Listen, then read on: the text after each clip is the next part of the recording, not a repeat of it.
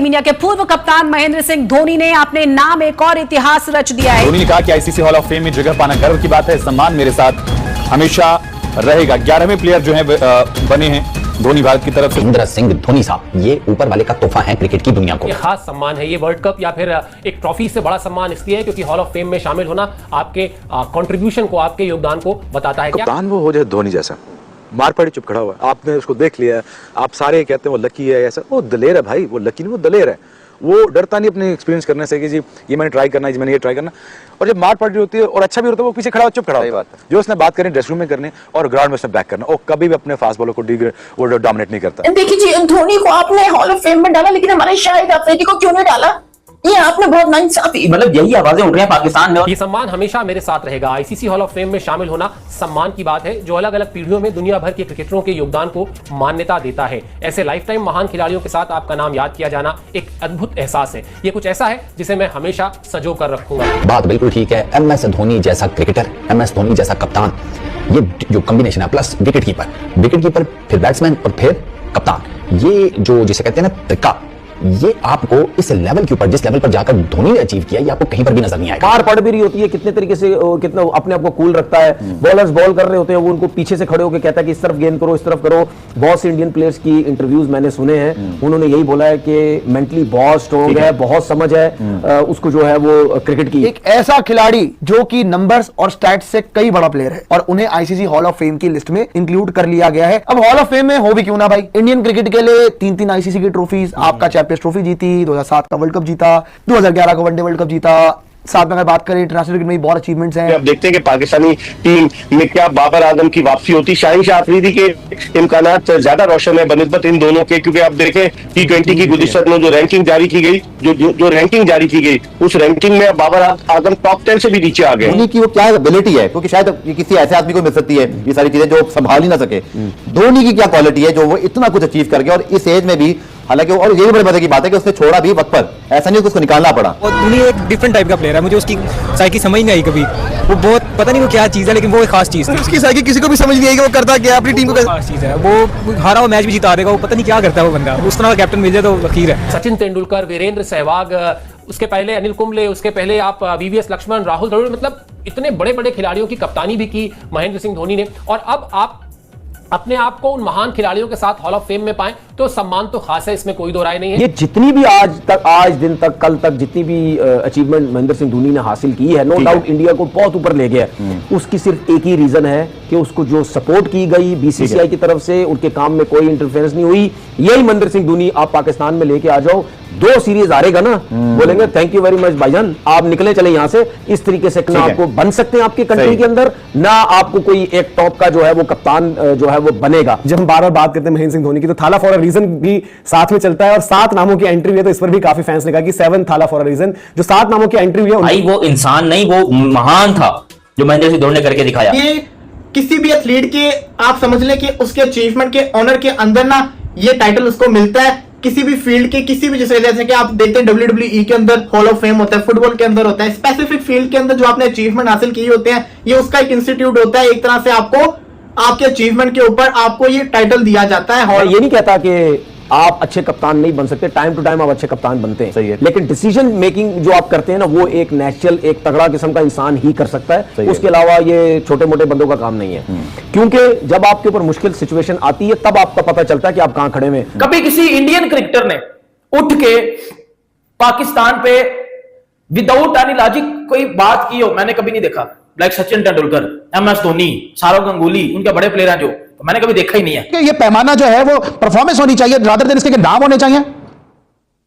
देखिए ये तो मैं तो पिछले कई सालों से यही कह रहा हूँ कि परफॉर्मेंस से बड़ा प्रोसेस कोई भी नहीं है। जय हिंद दोस्तों। तो दोस्तों फाइनली एमएस धोनी को ICC hall of the fame में शामिल कर लिया गया, जिसको देखकर इन पाकिस्तानियों में इतनी ज़्यादा जलन है कि आप अंदाज़ा लगा सकते हैं कि ये बातें कर रहे हैं कि शाहिद अफरीदी को शामिल क्यों नहीं किया गया, क्यों एमएस धोनी को शामिल किया गया। मतलब आप अंदाज़ा लगा सकते हैं कि किस तरीके से बातें कर रहे हैं। जो बात हम लोग लगातार कर रहे हैं कि ये खास सम्मान है, ये वर्ल्ड कप या फिर एक ट्रॉफी से बड़ा सम्मान इसलिए है क्योंकि हॉल ऑफ फेम में शामिल होना आपके कंट्रीब्यूशन को, आपके योगदान को बताता है। क्या कहा महेंद्र सिंह धोनी ने, ये आपको बताते हैं इस बयान में जो उन्होंने इस ट्रॉफी को, इस हॉल ऑफ फेम को हासिल करने के बाद कहा, यह सम्मान हमेशा मेरे साथ रहेगा। आईसीसी हॉल ऑफ फेम में शामिल होना सम्मान की बात है जो अलग अलग पीढ़ियों में दुनिया भर के क्रिकेटरों के योगदान को मान्यता देता है। ऐसे लाइफ टाइम महान खिलाड़ियों के साथ आपका नाम याद किया जाना एक अद्भुत एहसास है। यह कुछ ऐसा है जिसे मैं हमेशा सजो कर रखूंगा।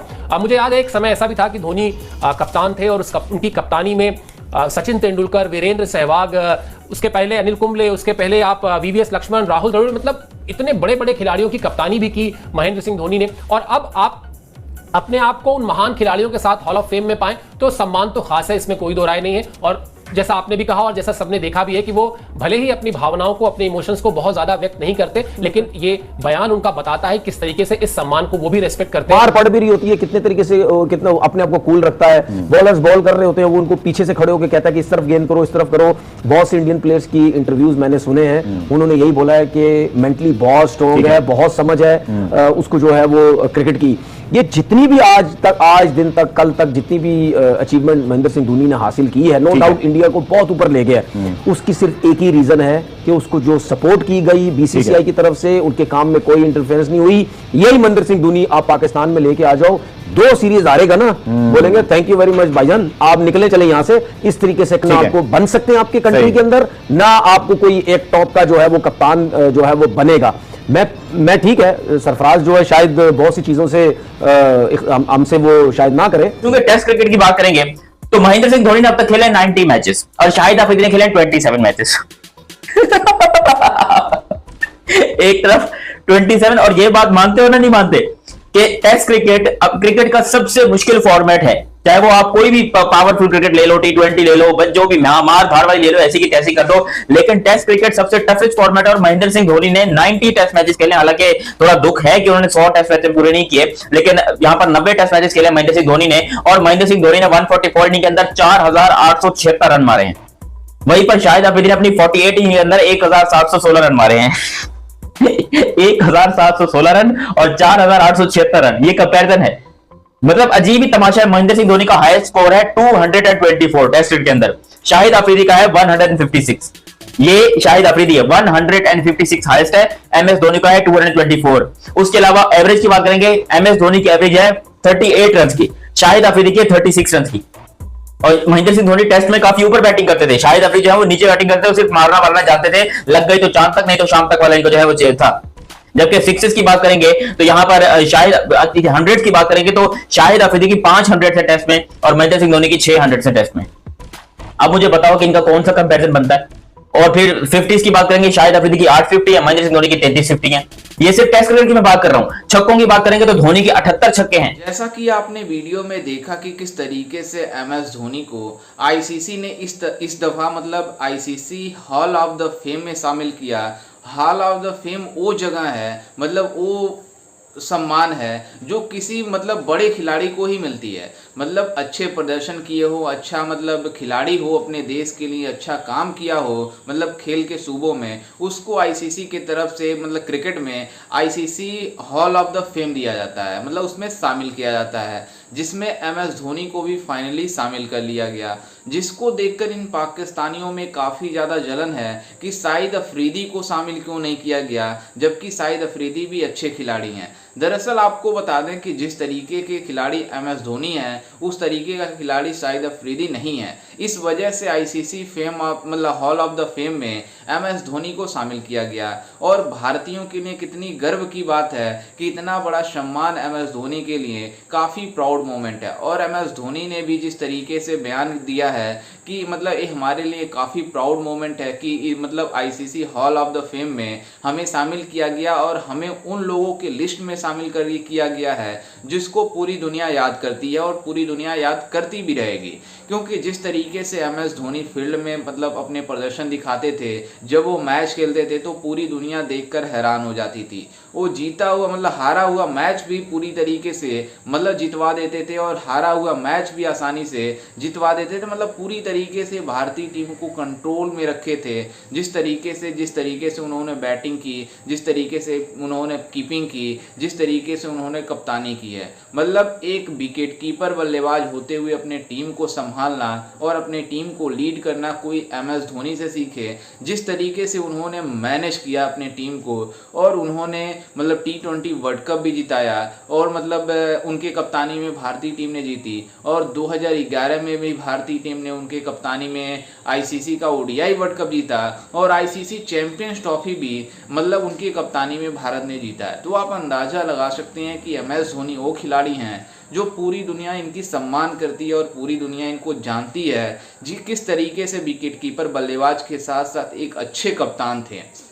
मतलब उन्हें कैप्टन कूल के नाम से पूरी दुनिया में भी जाना जाता है कि किस तरीके से विकेट के पीछे रहते हुए पूरी मैच को ही पलट देते थे, जिस तरीके से वो अपने फैसले लेते थे और जिस तरीके से उन्हें ICC मतलब हॉल ऑफ द फेम में शामिल किया गया है। अब पूरी दुनिया उनको मतलब जिस तरीके से नज़रिए से देखेगी, जिस तरीके से बड़े लेजेंड को शामिल किया गया। दरअसल आपको बता दें कि ICC hall of the fame में सचिन तेंदुलकर, राहुल द्रविड़, अनिल कुंबले मतलब इन बड़े बड़े सितारों को मतलब इसमें शामिल किया गया। तो आप अंदाज़ा लगा सकते हैं कि कितने हॉनर की बात है जो इस तरीके का सम्मान ICC ने मतलब ICC hall of the fame में MS धोनी को शामिल किया है। और जिस तरीके से मतलब भारतीय खिलाड़ियों ने अब जिस तरीके से प्रदर्शन दिखाना शुरू किया है और जिस तरीके से MS धोनी की कप्तानी से ही भारतीय टीम अच्छा प्रदर्शन करती हुई आ रही है, उसके पहले भी अच्छा प्रदर्शन करती थी, लेकिन जिस तरीके से MS धोनी ने लीड किया उस टीम को मतलब उस सभी लोगों को एक साथ एकजुट करके अपने टीम को चलाया, ये पूरी दुनिया याद रखती है। खैर इस पर आपकी क्या राय है, हमें अपनी राय कमेंट में जरूर दीजिएगा और साथ ही हमारे चैनल को भी सब्सक्राइब जरूर कीजिएगा। मिलते हैं किसी अन्य वीडियो में, तब तक के लिए जय हिंद, वंदे मातरम।